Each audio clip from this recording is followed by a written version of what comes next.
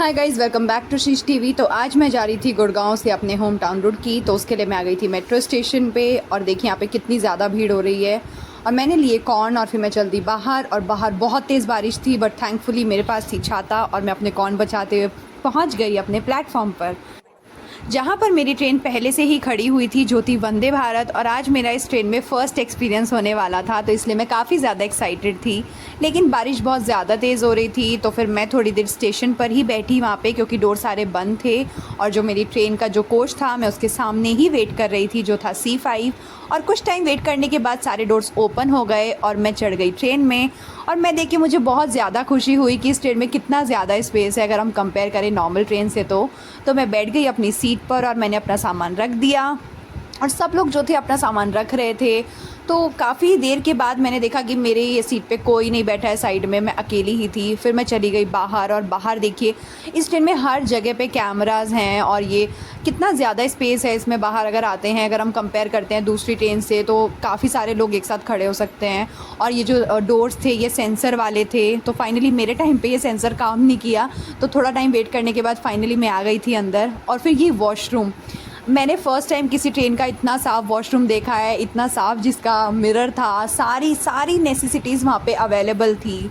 Soap से लेके water से लेके सब कुछ अवेलेबल था। तो मुझे इतना ज़्यादा अच्छा लग रहा था कि मतलब फ़र्स्ट एक्सपीरियंस इतना अच्छा था इस ट्रेन का अभी तक का। और जो सीट्स थी वो सारी एडजस्टेबल थी, एक फुट रेस्ट था और बैग, मतलब सारा सामान आप रख सकते थे, इतनी स्पेस थी और आप बहुत कंफर्टेबली वहाँ पे बैठ सकते थे। इतना ज़्यादा कंफर्टेबल ट्रेन थी ना ये कि मैं क्या बताऊँ। और ये देखिए मेरे कॉलेज का इसमें ऐड भी हो रखा है।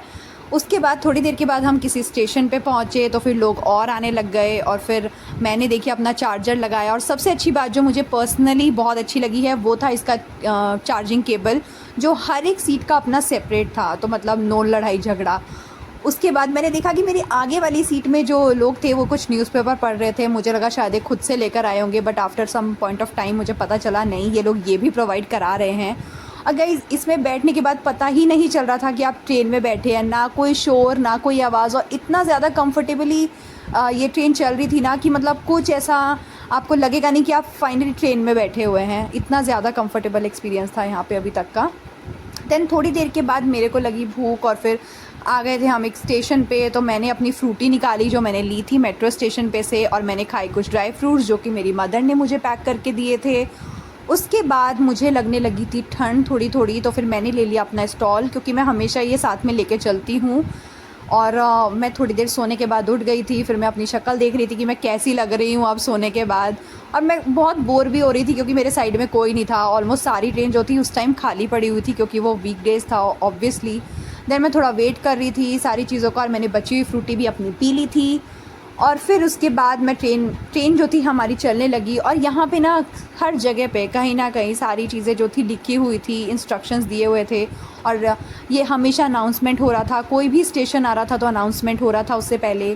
और देखिए फाइनली मुझे भी पता चल गया है कि ये हाँ न्यूज़पेपर इन्होंने ही प्रोवाइड कराए हैं, क्योंकि मेरी सीट पर भी रखा हुआ था बट मैंने उसका ध्यान नहीं दिया। एंड फाइनली मैं अपने स्टेशन के लिए वेट करने लग गई। तो देखिए ये मेरे स्टेशन से पहले वाला जो था स्टॉप था जहाँ पे ट्रेन रुकी। एंड फाइनली मैं आ गई बाहर, क्योंकि मेरा स्टॉप आ गया था और मेरा एक्सपीरियंस अभी तक का बहुत अच्छा रहा था guys. Thank you for watching. Please like share and subscribe to my channel.